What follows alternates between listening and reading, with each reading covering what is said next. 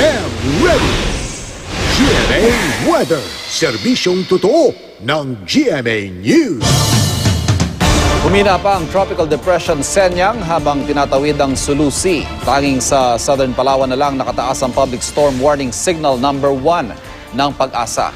Maging I am ready sa flash floods at landslides, dulot ng malalakas na ulan.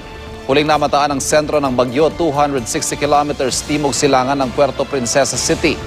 Nasa 45 kilometers per hour ang lakas ng hangin nito malapit sa gitna at kikilos pa kanluran, timog kanluran sa bilis na 15 kilometers per hour.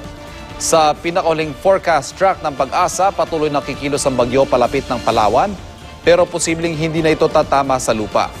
Lalabas ang Philippine Area of Responsibility sa Biyernes. Base sa datos ng The Weather Company, magpapatuloy pa rin ang ulan bukas sa Southern Luzon, lalo na sa Palawan at Bicol Region.